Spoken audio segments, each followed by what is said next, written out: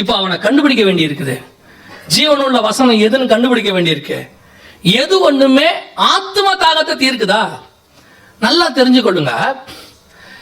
எந்த ஊழியமா இருக்கட்டும், என்ன வகையான ஊழியமா இருக்கட்டும், 5 வகையான ஊழியம் தான் இருக்கு. இந்த 5 வகையான ஊழியத்துக்கு உதவி செய்யற ஊழியம் நிறைய இருக்கு.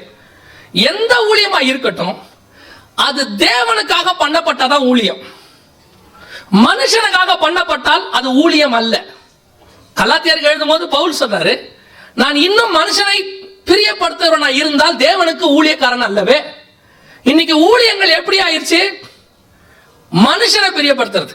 அவன் சொல்லும் போதே என்ன சொல்றான், இப்படி இருந்தாதான் யூத்துக்கு பிடிக்குங்க. அப்ப நீ யாரை திருப்திப்படுத்த மினிஸ்ட்ரி பண்ற? யூத்தை திருப்திப்படுத்த மினிஸ்ட்ரி பண்ற. இப்படி இருந்தாதான் சபை விசுவாசிகளுக்கு பிடிக்குங்கிறான். விசுவாசிகளுக்கும் ஊழியம் இல்ல, யூத்துக்கும் ஊழியம் இல்ல. ஊழியம் என்பது கர்த்தர் சொல்றதை செய்யறது. நீ பேசுறதோ, நீ பாடுறதோ, நீ வாசிக்கிறதோ, அல்லது உன்னுடைய டேலண்டோ அவனுடைய மாம்சத்தை மாத்திரம் திருப்திப்படுத்தி வெளியே அனுப்புமானால் அது கர்த்தரால் வந்தது அல்ல. நீ பேசுறதோ, வாசிக்கிறதோ, பாடுறதோ, உன்னுடைய ஊழியம் அவன் ஆத்துமாவை தொடணும். அது மட்டும்தான் ஊழியம். ஆத்துமாக்கு தான் ஊழியம். எதுக்கு? மாம்சத்துக்கு. இன்னைக்கு மாம்சத்தை திருப்திப்படுத்துற ஊழியம் நிறைய இருக்கு. கொரோனா வர்றதுக்கு முன்னாடி ஜனவரி மாசம் 1ஆம் தேதி பாத்தீங்கன்னா சென்னை டு கன்னியாகுமரி தீர்க்கதரிசிகள் பட்டாளம். தட்டிக்கு விழுந்தா தீர்க்கதரிசி. ஜப்பானில் பூகம்பம் வரும், பெருவில் பாலம் உடையும், சைனா கதரும், பிலிப்பைன்ஸ் பதறும். ஆளாளுக்கு தமிழ்நாட்டில் என்னடா நடக்கும்? தமிழ்நாட்டுக்காக இங்க ஊழிய தீர்க்கதரிசி, அந்த ஊருக்கு தான் அங்க தீர்க்கதரிசி இருக்கானே இல்லையா? அந்த ஊருக்கு அங்க தீர்க்கதரிசி இருக்கான் தானே. இங்க தானே புயல் வராத ஒரு புயலும் சொல்ல. ஃபுகுஷிமா வெடிக்கும், அங்கதான் தீர்க்கதரிசி இருக்கானே. கர்த்தர் பொறுத்து பார்த்தார். நாங்களும் சொல்லி பார்த்தோம். அதுக்கு காரணம் யாருன்னு நினைக்கிறியா? இதுக்கெல்லாம் காரணம் யாரு? பார்க்காதீங்க, சாட்சாத் நீங்களே தான். நீங்க இருக்கீங்க பாருங்க. தீர்க்க தரிசனம்னா அப்படியே உங்களை சொல்லல, ஆனா நீங்க தான்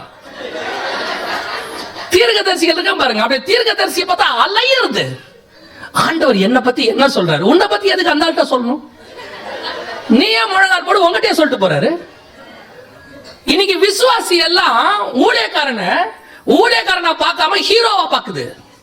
ஹீரோ வர்ஷிப்.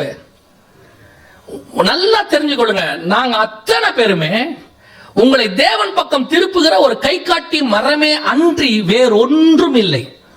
வேற ஒண்ணுமே கிடையாது. நீங்க இந்த மரத்துக்கு பூவை போட்டு பொட்டு வச்சு அதுக்கு அலங்காரம் பண்ணி, நீங்க இல்லனா பிரதர் என்ன ஆவ? ஒன்னும் ஆக மாட்டேன். நமக்கே சில நேரத்தில் கூச்சமா இருக்கு. நேற்று ஒரு தம்பி இப்படி போகும்போது திடீர்னு காலில் வந்து விடுறான். தெரியாம அவன் நடத்துறான்னு வச்சுக்கோங்க, அவனுக்கு அட்வைஸ் கொடுக்குறோம். அந்த நிலைமையில் தான் இன்னைக்கு இருக்கு. ஊழியக்காரனை பார்த்த உடனே நல்லா தெரிஞ்சுக்கொள்ளுங்க, ஊழியக்காரன் உங்களை தேவன் பக்கம் திருப்புகிற ஒரு சாதாரண ஆள், தேவ மனுஷன், அவ்வளவுதான். வேற ஒண்ணுமே கிடையாது. அண்ணே உங்களை மாதிரி நான் பாடணும்னு, அதுக்குதான் அந்த ஆள் இருக்காரு. நீ வேற மாதிரி பாடியா? எதுக்கு அந்த ஆள் மாதிரியா பாடணும்? புரியுதா? உங்க ஒவ்வொருத்தருக்கும் யூனிக்கான அழைப்பு இருக்கு. அதுக்குதான் கர்த்தர் உங்களை கூட்டிருக்காரு. டிஜிஎஸ் அங்கிள் மாதிரி பேசுறதுக்கு டிஜிஎஸ் அங்கிள் போதும். அவரை மாதிரியே பேசுறதுக்கு நீ எதுக்கு? அதுக்குதான் அவரே இருந்தாரு. இன்னைக்கு எல்லாருக்கும் என்ன தோணுது? ஒரு தம்பி வந்து சொன்னான், அண்ணே நான் ஜான் ஜபராஜ் மாதிரி வரணும்னே. நான் சொன்னேன், அவர் நல்லா வந்திருக்காரு, அவரை விட்டுரு. அவர் நல்லா பாடிட்டு நல்லா வந்துட்டு இருக்காரு. நீ எங்க அங்க போற?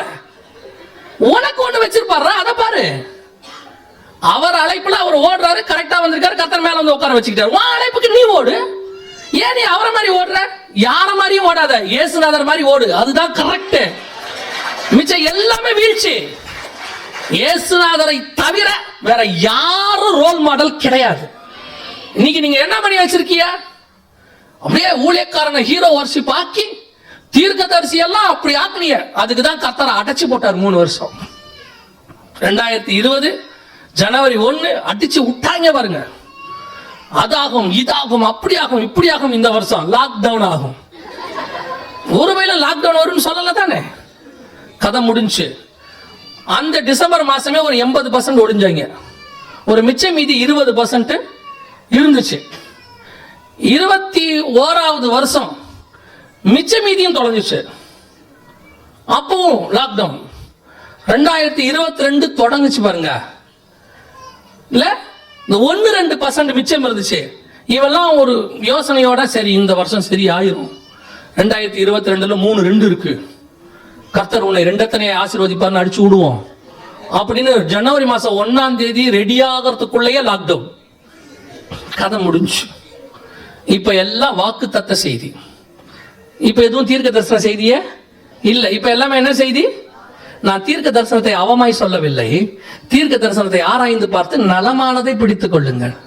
நீங்க எப்படி ஆயிட்டீங்க ஒரு பீரியட்லன்னா, அப்படியே ஹீரோ வர்ஷிப் ஆகி ஊழியக்காரனை கடவுளுக்கு ஈக்குவலா கொண்டு போக தொடங்கிட்டிய.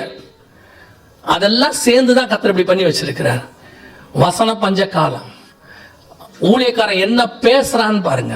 ஆண்டவரே அதான் சொன்னாரு, அவர்கள் சொல்லுகிறபடி செய்யுங்கள், காரணம் அவர்கள் மோசேயின் ஆசனத்தில் இருக்கிறார்கள். அவனை மாறி ஆவாதங்கிறாரு. அவன் செய்கிறபடி செய்யாத, அவன் சொல்லுகிறபடி செய். வசனத்தை மட்டும் கேளு. அவன் எப்படி இருக்கான், அவன் எப்படி முடி வெட்டுறான், ஊழியக்காரன் எப்படி முடி வெட்டுறான், அவர் எப்படி சட்டை போட்டிருக்கிறாரு, இவர் எப்படி ஷூ போட்டிருக்காரு, அது அவருக்கு கன்வீனியன்ட் போட்டிருக்காரு, அது இவருக்கு ஒத்து வரல விட்டாரு. உனக்கு என்ன ஒத்து வரதோ அதை செய். அவருக்கு காட்டன் சட்டை போட முடியும்னா போட்டிருக்காரு. அவர் பாருங்க என்ன சிம்பிள் காட்டன் ட்ரெஸ் போட்டிருக்காரு. அவருக்கு பாலிஸ்டர் போட முடியாது, சொறி சொறியா வந்துடும், அதனால அவர் காட்டன் போட்டிருக்காரு. இவர் பாருங்க கோட்டெல்லாம் போட்டிருக்காரு, அவருக்கு ஒத்துக்குது போட்டிருக்காரு. நமக்கு போட்ட உடனே வேர்த்து ஊத்துது உள்ள, நமக்கு இது கரெக்டா இருக்கு போட்டிருக்கோம். ஊழியக்காரன் எப்படி இருக்கான்னு பார்க்காத, ஊழியக்காரன் என்ன சொல்றான்னு பாரு, அது வசனத்துக்கு ஒத்து போதான்னு பாரு, அதை ஃபாலோ பண்ணிட்டு போயிட்டே இரு. வசன பஞ்சம் இன்னைக்கு எதுக்கு எடுத்தாலும் அடிச்சு விட்டாங்க. நீங்களும் அப்படித்தான் ஆயிட்டிய. கொரோனாக்கு பிறகு ஒரு பெரிய குரூப், நான் கர்த்தருக்குள் நம்புகிறேன், விசுவாசிக்கிறேன், பெரிய கூட்டம் வசனத்தின் பக்கம் திரும்பி இருக்கிறது. எது வசனம், எது உண்மையான வசனம்னு ஒரு பக்கம் பெரிய கூட்டம் திரும்பி இருக்குது. கர்த்தர் சபையை சுத்திகரித்திருக்கிறார், சபையை கர்த்தர் சுத்திகரிச்சிருக்கிறார். ரொம்ப கேர்ஃபுல்லா இருந்து கொள்ளுங்க. வசன பஞ்சகாலம் இன்னும் வரும். ஏன்னா பவுல் சொல்றாரு, நான் போகிறேன், மந்தையை தப்ப விடாத ஓநாய்கள் வரும். வசன பஞ்சம் வரும். உன் மாம்சத்துக்கு தேவையான வசனத்தை பேசுவான். உன்னை கர்த்தர் அப்படி ஆக்குவார், இப்படி ஆக்குவார், கோடீஸ்வரன் ஆக்குவார். உனக்கு ஒரு வீடு இருந்தால் 2 வீடு கொடுப்பார், 2 கார் இருந்தால் 4 கார் கொடுப்பார். எதை கொடுத்தாலும் 6க்கு 3, எது இருந்தாலும் 6க்கு 3. நான் இப்பவும் சொல்றேன், உன்னை தாயின் கருவிலை உருவாக்கினவருக்கு பூமியில உனக்கு என்ன தேவை என்பதையும் முன்பே அறிந்திருக்கிறார். உனக்கு என்ன தேவை என்பதை பரமபிதா அறிந்திருக்கிறார்னு வசனம் சொல்லுது. உன்னுடைய தேவை நித்திய ஜீவன். அதுக்கு பின்னாடி ஓடிக்கிட்டே இரு, பின்பு இவை எல்லாம் உனக்கு கூட கொடுக்கப்படும். அவன் செலவு அடிச்சு விடுறான்.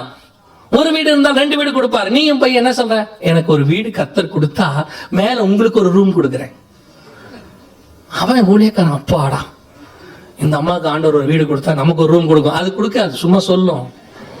இவனை ஆசைப்பட்டு ஜெபம் பண்றான். அதெல்லாம் இல்ல. உங்களுக்கு தேவை என்ன தெரியுமா? உன் ஆத்மாவுக்கு தேவைதான். நீ ஆண்டவருக்கு வர்றதுக்கு முன்னாடியே, நீ அவரை அறிகிறதுக்கு முன்னாடியே கர்த்தர் உன் தேவையை சந்திச்சுதானே காப்பாத்தி கொண்டு வந்தாரு. இல்லைன்னா ஜீவனோடு கூட வைத்தாரு. அறிஞ்ச பிறகா உன்னை விட்டுற போறாரு. நான் சொல்றது உங்களுக்கு புரியுதா? அதனால இந்த மாம்ச தேவைக்காக ஓடாதீங்க, யாரு பின்னாடியே அலையாதீங்க. அங்க ஆசீர்வாதமா அவர் நம்மளை தொட்டு ஜெபம் பண்ணிட்டாருன்னா நம்ம இப்படி ஆயிரும். எப்படி ஆக மாட்டோம். உன்னுடைய மொத்த ஆசீர்வாதமா உன் வீட்டுக்குள்ள, உன் பைபிளுக்குள்ள இருக்கு. நீ உட்கார்ந்து குடும்பமா ஒழுங்கா ஜெபம் பண்ணி வேதத்தை வாசிச்சாலே உண்மை உள்ள மனுஷன் பரிபூர்ண ஆசீர்வாதங்களை பெறுவான். கர்த்தர் உனக்கு எல்லா ஆசீர்வாதத்தையும் கொடுப்பாரு. ஊழியக்காரனை இப்பவும் சொல்றேன், வர்ஷிப் ஊழியக்காரனை ஹீரோ வர்ஷிப் பண்ணவே கூடாது. ஊழியக்காரனை ஒரு லிமிட்ல நிறுத்துங்க. உங்க பையனுக்கு உங்க டீச்சர் பாடம் சொல்லி கொடுக்குறாங்க, உங்க பையன் இன்ஜினியர் ஆயிட்டான், டாக்டர் ஆயிட்டான். உங்கள்கிட்ட அந்த டீச்சரை போய், நீங்க இல்லாட்டி என் பையன் நாசமா போயிருப்பான், நீங்க தான் எனக்கு எல்லாமே, எங்க வீட்டுக்கு வந்துருங்க தயவு செஞ்சு, நாங்க உங்களை மாசம் மாசம் தாங்குறோம்னு சொன்னீங்க. அவன் பாஸ் பண்ண உடனே அந்த டீச்சரை மறந்துடல. 6வது முடிச்ச உடனே 6வது டீச்சரை மறந்துட்டீங்க. 7வது முடிச்ச உடனே 7வது டீச்சரை மறந்துட்டீங்க. 8வது முடிச்ச உடனே 8வது டீச்சரை மறந்துட்டீங்க. அதே மாதிரி கர்த்தர்கிட்ட வந்தவொடனே ஊழியக்காரனை மறந்துருங்க. அதான் உங்களுக்கு நல்லது. கர்த்தரை மட்டும் நினைங்க, கர்த்தருக்கு பின்னாடியே போங்க, அவர் பரலோகத்துக்கு கொண்டு போய் சேர்த்துருவாரு. ஊழியக்காரனுக்கு பின்னாடி போனீங்க ரொம்ப மோசமான கண்டிஷனுக்கு போயிருவீங்க. அதுவும் இந்த காலத்துல ரொம்ப ஆபத்து. அல்லேலூயா. இது உங்களுக்கு நல்லது. இந்த பஞ்சங்கள் எல்லாம் இனி அதிகப்படியாக வரும். பூமியில சாப்பாட்டு பஞ்சம், தண்ணி பஞ்சம் எல்லாம் வரும். சபைகளுக்குள்ளே ஆகார பஞ்சம், வசன பஞ்சம் வரும். இந்த வசன பஞ்சத்துக்கு நடுவுல சபைக்குள்ளே எண்ணெயும் மாவும் குறைவுபடாம இருக்கணும், அப்பம் குறைவுபடாம இருக்கணும், கர்த்தருடைய வசனம் குறைவுபடாம இருக்கணும், அபிஷேகம் எண்ணெய் குறையாம இருக்கணும். சபைக்குள்ள கர்த்தர் உன்னை அப்படிப்பட்ட சபையை போஷிக்கிற சபையாக மாற்றுவார். அல்லேலூயா. கடைசியாக இது வருகைக்கான முடிவு. அடுத்து நடக்க போற மிக முக்கியமாக இந்த பஞ்சத்தின் முடிவு ஒரு யுத்தத்தை கொண்டு வரும். இதெல்லாம் நான் உங்களுக்கு செய்தியா சொல்லல, எச்சரிக்கையாக காஷனாக பைபிள்ல உள்ளதை சொல்றேன். இந்த பஞ்சத்தினுடைய முடிவு ஒரு யுத்தத்தை கொண்டு வரும். அது பெரிய யுத்தமாக இருக்கும். உலகத்தில் உள்ளதான மிகப்பெரிய பேரழிவை சந்திக்கிற யுத்தமாக இருக்கும். 6ஆம் அதிகாரம் வெளிப்படுத்துற விசேஷம் 8வது வசனத்துல சொல்லப்பட்டிருக்கிறது. பின்பு 4வது முத்திரையை உடைக்க கண்டேன். அப்பொழுது ஒரு குதிரையை கண்டேன், மங்கிர நிறம் உள்ள ஒரு குதிரையை கண்டேன். அதன் மேல் ஏறி இருந்தவனுக்கு மரணம் என்று பெயர். பாதாளம் அவன் பின்னால் சென்றது. சாவினாலும் இருக்கா? அந்த வசனம் இருக்குதா? பூமியின் துஷ்ட மிருகங்களினாலும் பூமியின் காற்பங்கில் உள்ளவர்களை கொலை செய்யும்படியாக. யோசிச்சு பாருங்க, பூமியில் இருக்கிற கால்பங்கு ஜனங்க பாதிக்கப்படுவாங்கன்னு வசனம் சொல்லுது. 6ஆம் அதிகாரம் 8ஆம் வசனம்.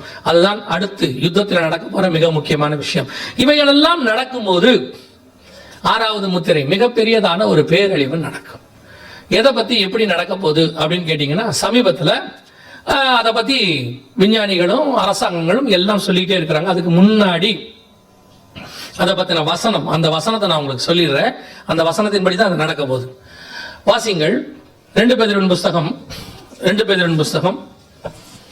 3ஆம் அதிகாரம் 10வது வசனத்தை வாசிங்க. கர்த்தருடைய நாள் இரவிலே திருடன் வருகிற விதமாய் வரும். அப்பொழுது வானங்கள் மணமணவென்று அகன்று போம், பூதங்கள் வெந்து உருகி போம், பூமியும் அதில் உள்ள கிரைகளும் எரிந்து அழிந்து போம். இது எதை பத்தி சொல்லப்பட்டிருக்கு கேட்டீங்கன்னா, கர்த்தருடைய நாள், அதாவது 7 வருஷத்தின் முடிவுல, உபத்திரவ காலத்தின் முடிவுல ஒரு மிகப்பெரிய பேரழிவு, ஜலப்பிரளய மாதிரி அக்கினி பிரளயம் வரும். ஆண்டவர் சொல்லிட்டாரு இல்லையா, இனிமே தண்ணீர்ல உலகத்தை என்ன செய்ய மாட்டேன், அழிக்க மாட்டேன். அதுக்கு பதிலாக கர்த்தர் என்ன வச்சிருக்கிறாரு? நெருப்பு வச்சிருக்கிறார். பூமியானது அக்கினிக்கு இரையாய் வைக்கப்பட்டிருக்கிறது. யோவான் சொல்றாரு, நல்ல கனி கொடாத மரங்கள்லாம் வெட்டுண்டு அக்கினியிலே போடப்படும். இந்த பூமி அக்கினிக்கு இரையாக தான் இருக்கு. எப்படி எரிய போது எல்லாமே நமக்கு பைபிள்ல எல்லாம் தெளிவா இருக்கு. அது 2 பேதுரு 3:10 அந்த காரியம் தான் சொல்லப்பட்டிருக்கு. 7 வருஷத்தின் முடிவுல நடக்கிற காரியம்.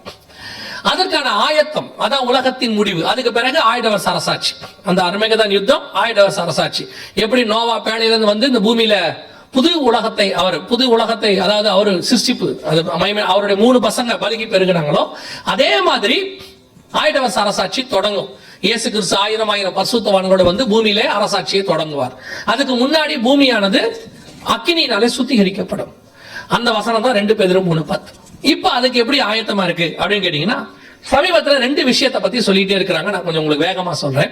2 விஷயத்தை பத்தி சொல்றாங்க. ஒரு விஷயத்தை நாங்க கிட்டத்தட்ட 10 வருஷமா சொல்லிட்டு இருக்கோம். 2011 இருந்து சொல்லிட்டு இருக்கிறோம், சூரிய புயலை பத்தி. இந்த 2012 ஒரு சூரிய புயல் பூமியை கிராஸ் ஆச்சு. மார்ச் மாசம் அது நடந்துச்சு. இந்த சூரிய புயலை பத்தி நிறைய சொல்லி இருந்தாங்க. இதெல்லாம் நடந்தது. இந்த சூரிய புயல் பூமியை தாக்கும் போது மிகப்பெரிய பேரழிவுகள் நடக்கும் அப்படின்னு சொல்லி இருந்தாங்க. இப்போ இந்த சூரிய புயலுடைய அடுத்த சுழற்சி 12 வருஷம் கழிச்சு நடக்கும். ஒவ்வொரு 11 வருஷத்துக்கு ஒரு தடவை அது நடக்கும். 2012 வந்துச்சு, அடுத்து 2023 வரணும். அப்படி வரும்போது சூரிய புயலுடைய வேகத்துல சேட்டிலைட்ஸ் எல்லாம் வெடிச்சிடும். அதோட வேகம் 3 லெவல்ல இருக்கு. CMX சொல்லுவாங்க. இப்ப நம்ம ரிக்டர் அளவுன்னு சொல்றோம் பூமி எதிர்ச்சிக்கு. புயலுக்கு மைல் கணக்குன்னு சொல்றோம். காத்து வீசியது 70 மைல் வேகத்தில் காத்து வீசியது, அந்த மைல் கணக்கு மாதிரி ரிக்டர் அளவு மாதிரி சூரிய புயலுக்கு ஒரு அளவு இருக்கு, CMX. C அப்படின்னு சொன்னா பிரைமரி லெவல், Mனா மாடரேட் லெவல், Xனா எக்ஸ்ட்ரீம் லெவல். ஒவ்வொன்றுத்துக்கும் 9 ஸ்டேஜ் இருக்கு. C1 C2 C3 9 ஸ்டேஜ் இருக்கு. இது மினிமம் சும்மா சாதாரணமா வரும். இந்த லெவல்ல ஒரு 8 சூரிய புயல் இந்த மாசம் வந்துச்சு. இப்போ இந்த மாசம் ஏப்ரல் மாசம் வந்துச்சு. இதுக்கு முன்னாடி லெவல்ல ஒண்ணு வந்துச்சு, M லெவல்ல, X லெவல்ல, X3 லெவல்ல எல்லாம் வந்திருக்கு. X3 லெவல் எல்லாம் தாண்டும் போது பூமி மிகப்பெரிய பேரழிவை சந்திக்கும். ஒருவேளை மனுஷன் அதை மாட்டினா மிகப்பெரிய பேரழிவை சந்திக்கும். கடந்த பிப்ரவரி மாசம் 4ஆம் தேதி மிகப்பெரிய சூரிய புயல் ஒண்ணு வந்துச்சு. பாருங்க, சவுண்ட் வைங்க. சமீபத்தில் விண்ணில் ஏவப்பட்ட 40 செயற்கைக்கோள்கள் சூரிய புயலால் எரிந்து நாசமாகியுள்ளது. சூரிய புயல் பூமியை தாக்கினால் ஏற்படும் ஆபத்துகள் என்னென்ன என்பதை அலசுகிறது இந்த செய்தி தொகுப்பு.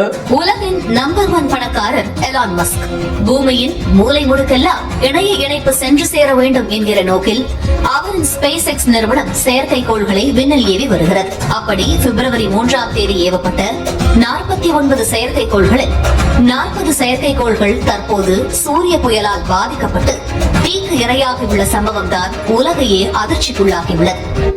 இது ஒரு ஸ்டார்டிங் ஸ்டேஜ். 2023 தான் உச்சத்துக்கு வரும். அப்ப வரும்போது இன்னும் பெரிய அளவுல இந்த பாதிப்புகள் ஏற்படும் அப்படின்னு சொல்றாங்க. கடந்த இந்த ஏப்ரல் மாசத்துல மட்டும் 8 சூரிய நேற்று மட்டும் 8 முறை சூரியகாந்த புயல் பூமியை தாக்கியதாக கொடைக்கானலில் உள்ள வான் இயற்பியல் ஆராய்ச்சி மையம் கண்டறிந்துள்ளது. இது ஏப்ரல் மாசம் நடந்தது. 8 சூரிய புயல் பூமியை தாக்கி இருக்குது. இந்த சூரிய புயலோட வேகம் இன்னும் அதிகரிச்சுக்கிட்டே போகுது. இது இன்னும் பூமியை அதிக அளவுல தாக்கும். முதல் லெவல் தான் சேட்டிலைட் எல்லாம் எரியறது. அதாவது சாதாரணமா பூமிக்குள்ள கிராஸ் ஆகும் போது இது இன்னும் கொஞ்சம் வேகமா வந்துச்சுன்னா நம்மளுடைய எலக்ட்ரிசிட்டி டிரான்ஸ்ஃபார்மர்ஸ் கேபிள்ஸ் எல்லாமே எரிஞ்சிடும். இங்க இதுவும் விஞ்ஞானிகள் கொடுத்திருக்காங்க. இதான் அவங்க கொடுத்திருக்க ரிப்போர்ட். இங்க பாத்தீங்கன்னா காந்த புலத்தில் வெடிப்பு ஏற்பட்டது, டிரான்ஸ்பார்மர்கள் வெடித்து சிதறும் அபாயம். இதுவும் விஞ்ஞானிகள் கொடுத்திருக்கிறது தான். இதோடைய 3வது லெவல் ஒன்னு இருக்குது, X level, X3 level, X4 level. இது வரும்போது மனுஷன் எரிந்து சாம்பல் ஆவான். அது உள்ள போகும்போது மனுஷனுடைய எலக்ட்ரிக் சுடுகாடுல போய் மனுஷன் உடம்பு வச்சா என்ன ஆகுது? சாம்பல் ஆகுது. அந்த லெவலுக்கு சூடு வரும், மனுஷன் எரிந்து சாம்பல் ஆவான். இது 3வது லெவல். இதை பத்தி விஞ்ஞானிகள் சொல்லி இருக்கிறாங்க. வேகமா வரப்போகுது. இது ஒரு வகையான, நல்லா தெரிஞ்சுக்கொள்ளுங்க, இது ஒரு வகையான சூடு, பூமியுடைய அக்கினி. இது 11 வருஷத்துக்கு ஒரு தடவை வரும். 2023 பூமியில பெருமளவு தாக்கத்தை ஏற்படுத்தும் என்று எதிர்பார்க்கப்படுகிறது. ஏன்னா இப்பவே ஸ்டார்டிங், இன்னும் வரல. இந்த ஸ்டார்டிங்லயே 8 சூரிய புயல் பூமிக்குள்ள வந்துருச்சு. இது மட்டும் இல்லாம ஒரு 40 சேட்டலைட் எரிஞ்சு போச்சு. இதெல்லாம் சாதாரண விஷயம் இல்லை. நம்ம ரொம்ப கேஷுவலா எடுத்துக்கிட்டு இருக்கிறோம். ரொம்ப பெரிய விஷயம். அதுல என்ன கொடுத்திருக்காங்கன்னு கேட்டீங்கன்னா, பூமியின் காந்த புலத்தில் வெடிப்பு. பூமியை இப்படி ஒரு பாதுகாப்பு வளையத்தை கத்தர் வச்சிருக்கிறார். காந்த புலம் சேஃப்டி. அதனாலதான் நம்ம அந்த இடத்துல தொங்குறோம். அப்படியே பூமி இவ்வளவு வேகமா சுத்தியும் நமக்கு ஒண்ணுமே தெரியல. சேஃப்டியா வச்சிருக்கிறார் ஆண்டவர். காரணம், ஒரு மேக்னெட்டிக் ஃபீல்ட் அதை பிடிச்சிருக்கு. இந்த மேக்னெட்டிக் ஃபீல்டுல ஒரு சின்ன வெடிப்பு ஏற்பட்டிருக்கு. இது உள்ள சூரிய புயல் நேரா வருது. இப்ப பூமிக்கு அல்ட்ரா வயலட் ரேஸ் எல்லாமே நேரடியா பூமிக்கு வருது. இது மிகப்பெரிய ஆபத்தை ஏற்படுத்தும். இது ஃபர்ஸ்ட். 2வது ஆபத்து என்னன்னு கேட்டீங்கன்னு சொன்னா, பருவநிலை மாற்றம் காரணமாக. பருவநிலை மாற்றம் என்ன? இதுதான் இருக்கிறதுலே பெரிய ஆபத்து. வசனம் சொன்னபடி பூமி எரிவதற்கான ஒரு காரணம் என்ன அப்படின்னு கேட்டீங்கன்னா, இந்த பூமியை சுத்தி ஆண்டவர் ஒரு ஷீல்டு வச்சிருக்கிறார். இந்த ஷீல்டு எதுக்காக அப்படின்னு கேட்டீங்கன்னா, மனுஷனை உண்டாக்குறதுக்கு முன்னாடி எல்லாம் பைபிள்ல உள்ளதுதான். ஆனா சயின்ஸ் கொஞ்சம் அப்படி இருக்கும். நம்ம பைபிளை வெறும் கதையா படிச்சிட்டோமா, அது கொஞ்சம் சயின்டிபிக்கலா நம்ம படிக்கிறது இல்லை, அவ்வளவுதான். இந்த மனுஷனை உண்டாக்குறதுக்கு முன்னாடி மரம் செடி கொடி எல்லாம் உண்டாக்குனார் 3வது நாள்ல. ஏன்னு கேட்டா 6ஆம் நாள் வரப்போற மனுஷனுக்கு என்ன வேணும்? ஆக்சிஜன் வேணும். எல்லா ஆக்சிஜனும் நிறைய தேவை அவனுக்கு. அதனாலதான் முழுக்க பூமி முழுக்க மரம் செடி கொடியை உண்டாக்கிட்டு இந்த ஆக்சிஜன் மேல போகும். ஆனா மேல போய் அது காணாம போயிடக்கூடாது. அப்படி ஒரு ஷீல்டு மாதிரி ஆர்டர் வச்சிருக்காரு. அதுக்கு ஆங்கிலத்துல கிரீன் ஹவுஸ் அப்படின்னு சொல்லுவாங்க. அது போயிட்டு திருப்பி என்ன செய்யும்? பூமிக்குள்ளேயே வரும். திருப்பி வரும்போது 2 மடங்கு ஆக்சிஜன் யாருக்கு கிடைக்கும்? மனுஷனுக்கு கிடைக்கும். ஆனா மனுஷன் பாவம் செஞ்ச உடனே அவன் நேர ஓடி என்ன பண்ணானா, மரத்துக்கு பின்னாடி ஒளிஞ்சுக்கிட்டான்னு வசனம் சொல்லுது. 3ஆம் அதிகாரம் ஆதியாகமத்தின் புஸ்தகத்துல, விருட்சங்களுக்கு பின்னால் ஒளிந்து கொண்டான். இவர் தான் அவனுக்கு ஜீவ சுவாசத்தை ஊதுனவர். இவர் தான் ஒரிஜினல் ஆக்சிஜன், அல்மைட்டி ஆக்சிஜன். இவர் தான் ஜீவ சுவாசத்தை ஊதுனவர். இவர்கிட்ட பாவம் செஞ்சோன்னா இவர்கிட்ட ஓடி போய் அவன் எங்க போயிட்டான்? மரத்துக்கு பின்னாடி. மரங்கிறது ஆல்டர்னேட் ஆக்சிஜன். இவர் தான் அல்மைட்டி ஆக்சிஜன், அது ஆல்டர்னேட் ஆக்சிஜன். ஆல்டர்னேட் ஆக்சிஜன் போயிட்டான். சரி பரவாயில்ல, அவனுக்கு தெரியும் இவன் பாவம் செஞ்சானா இவனுக்கு ஆக்சிஜன் வேணும். இவனுக்கு தேவையான ஆக்சிஜன் எங்க இருக்குது? மரத்துல இருக்குது. அங்க போய் வச்சுக்கிட்டார். இப்ப பிசாசு பார்த்தான், கர்த்தர் ரொம்ப நல்லவர், இவரை விட்டு போன துன்மார்க்கன் கூட அழிஞ்சிடக்கூடாது, துன்மார்க்கனுடைய மரணத்தை கூட அவர் காண விட்டாருன்னு இருக்கு. அவன் கூட செத்துறக்கூடாது, அவன் கூட எப்படியாவது காப்பாற்றப்படணும்னு நினைக்கிறார். ஏன்னா தேவன் எப்படிப்பட்டவர்? அன்பானவர். அவர் யாருமே சாகணும்னு நினைக்கவே மாட்டார். அதனால அவன் எப்படியாவது கடைசி நிமிஷத்தையாவது காப்பாற்றணும்னு தான் நினைப்பார். அப்படி என்ன ஆச்சு? மனுஷனுக்கு ஒரு ஆக்சிஜன் உண்டாக்கி வச்சோன்னா பிசாசு பார்த்தான். சரி, மனுஷனுக்கு அறிவு கொடுத்து அவன் அறிவை பிசாசு யூஸ் பண்ணி, நீ ஏன் இப்படி அலைஞ்சுனே இருக்க, வீடு கட்டுனா. வீடு கட்டணும்னா கண்டிப்பா எதை வெட்டணும்? மரத்தை வெட்டணும். வீடு கட்டியாச்சு, அடுத்து ரோடு போடணும்னா, ரோடு போடணும் என்னத்தை வெட்டணும்? மரத்தை வெட்டணும். ரோட போட்ட பிறகு ரோடு எதுக்கு? நடக்கிறதுக்கா? வண்டி ஓட்டுன்னா, மாட்டு வண்டி எல்லா வண்டியும் ஓட்டு. ஒவ்வொரு வண்டியா ஓட்ட ஓட்ட ஓட்ட என்னத்தை வெட்ட வேணும்? அடுத்தடுத்து எதை வெட்டிக்கிட்டே வந்தான்?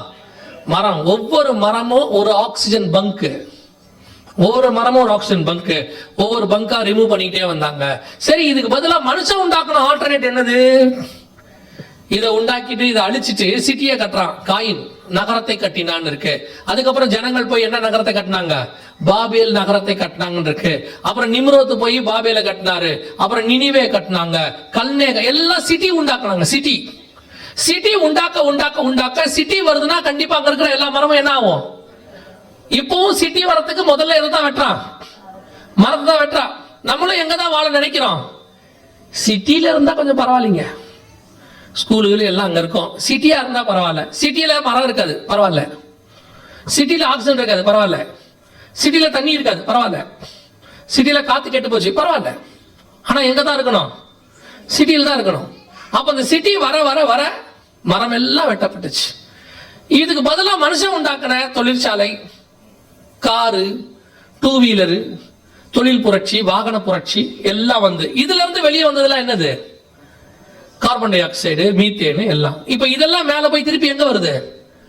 பூமிக்குள்ளேயே வருது. இதுக்கு பேர் தான் குளோபல் வார்மிங். அவ்வளவுதான், சிம்பிள். ஆக்சிஜன் போய் ஆக்சிஜன் வரதுக்கு பதிலா மனுஷன் ஆல்டர்னேட்டா எல்லாத்தையும் உண்டாக்கிட்டான். வாகனங்கள் புரட்சி, அந்த 2 வீலரு, 4 வீலரு, 6 வீலரு, 8 வீலரு எல்லாம் உண்டாக்கிட்டு அப்புறம் பெரிய பெரிய ஃபேக்டரி எல்லாம் கண்டுபிடிச்சு அத்தனையிலும் வந்தது ஒண்ணு கூட ஆக்சிஜன் கிடையாது. அத்தனையும் கார்பன் டை ஆக்சைடு, மீத்தேன் எல்லாம் மேல போயிட்டு திருப்பி எல்லாம் எங்க வருது? பூமிக்கு வருது. பூமியோட வெப்ப சூடு எவ்வளவு தெரியுமா? இப்ப 1.5 டிகிரி செல்சியஸ தாண்டிருச்சு நார்மல் லெவலை விட, கொரோனாவுக்கு முன்னாடி. அப்ப கொரோனாவில் என்ன சொன்னாங்க? லாக்டவுன் எல்லாம் போட்டாங்க. ஒரு ரூமர், ஒரு வதந்தி என்னன்னா, ஏன் இவ்வளோ லாக்டவுன் கொரோனாவுக்கு? வேற ரூட்டே இல்லையானா ஏன் இந்த ரூட்டை எடுத்தாங்கன்னா, லாக்டவுன் போட்டு வாகனத்தை நிறுத்தி, ஷாப்பிங் மால்ல வரக்கூடிய ஏசி எல்லாம் நிறுத்தி, மொத்தத்தையும் ஃபேக்டரி எல்லாம் ஸ்டாப் பண்ணாதான் இந்த சூடு என்ன ஆகும்? கொஞ்சமாவது குறையும். அந்த 1.5 லெவல்ல இருந்து ஏறாமையாவது பார்க்கணும்னு பார்த்தாங்க. புதின் அண்ணா அட்டி ஒரு நாசம் ஒன்று பண்ணார். இப்ப எந்த புதின்? ரஷ்ய அதிபர் புதின் உக்ரைன் வார ஆரம்பிச்சார். இப்போ 2 டிகிரியை தாண்டிருச்சு.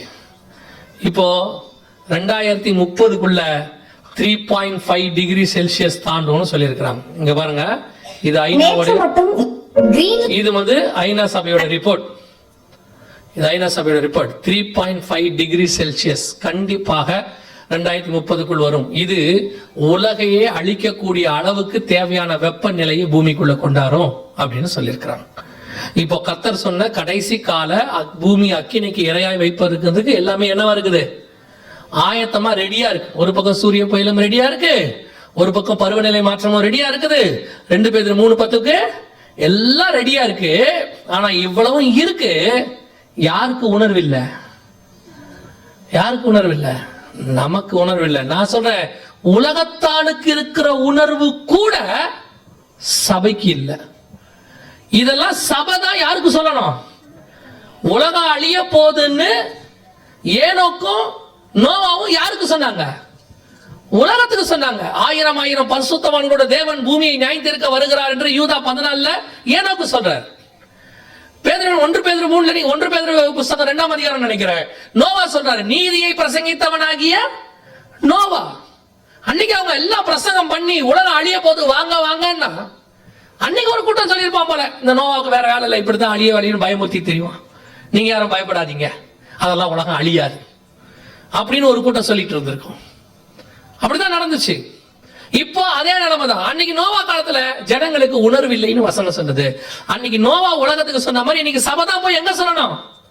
உலகத்துக்கு சொல்லணும். இன்னைக்கு கண்ணுக்கு முன்னாடி அடுத்த 1 வருஷத்துக்கு இந்த செய்தியை நீங்க, நான் கொடுக்கிற இந்த செய்தி அல்ல, இப்ப நான் சொன்ன இந்த விஷயங்களை பத்தின விஷயங்கள் எவ்வளவு கேள்விப்படுவீங்கன்னு பாருங்க. உலகம் எவ்வளவு அலர்ட் ஆக போகுது, உலக தலைவர்கள் என்ன பிரிகாஷன்ஸ் எடுக்க போறாங்க, அத்தனையும் பைபிளுக்குள்ள ரெடியா இருக்கு, எல்லாம் இருக்கு. ஒருவரும் தப்பி போகாத காலம் ஒன்று வருகிறது. பைபிள் சொன்ன எல்லாம் ரெடி. இப்ப நீங்களும் நானும் ரெடியா இருக்கிறோமா?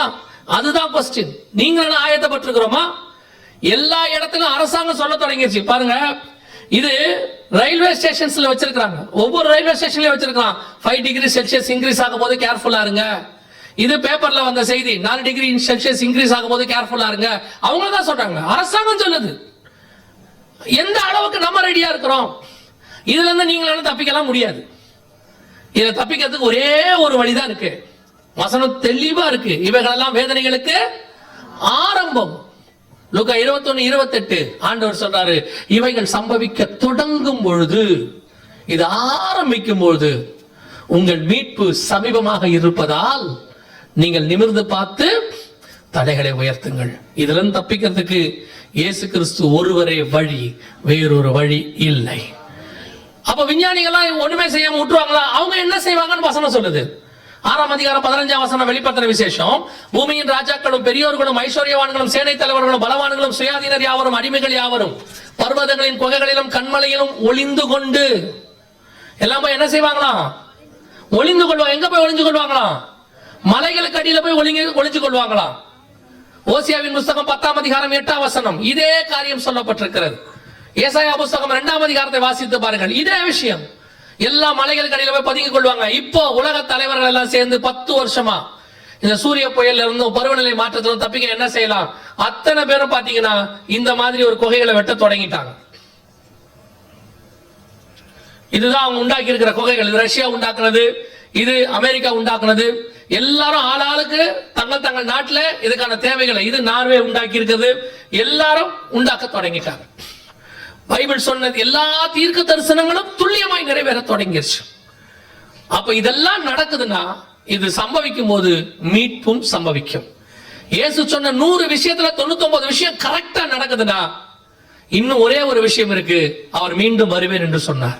அந்த விஷயமும் கண்டிப்பாக நடக்கும். அவர் சொன்ன இத்தனை நடக்குதுன்னா அதுவும் நடக்கதான் செய்யும். நீங்கள் நானும் ஆயத்தப்பட்டிருக்கிறோமா? இவ்வளவுதான் கேள்வி. இதெல்லாம் நீங்க மாத்த முடியாது. இனி சூரியன்ல இருக்கிற ஓட்டையை போட்டு நீங்க எதுவும் அடைக்க முடியாது. ஃபெவிகால் போட்டலாம். அந்த ஓட்டை ஒவ்வொன்றும் பூமி அளவுக்கு பெருசா இருக்கு, அதை மாத்த முடியாது. அவ்வளவுதான். அதுக்கு பிறகு புதிய வானமும் புதிய பூமியும் வரும். அதற்கு பிறகு சூரியன் ஒளிந்து போகும். அப்படிதான் பைபிள் சொல்லுது. எல்லாம் அழிவை நோக்கி போயிட்டு இருக்கு. கொஞ்சம் கொஞ்சமா தன்னுடைய பவரை இழந்துட்டே இருக்குது. வெகு சீக்கிரத்துல ஆண்டவருடைய வருகை சம்பவிக்கும்.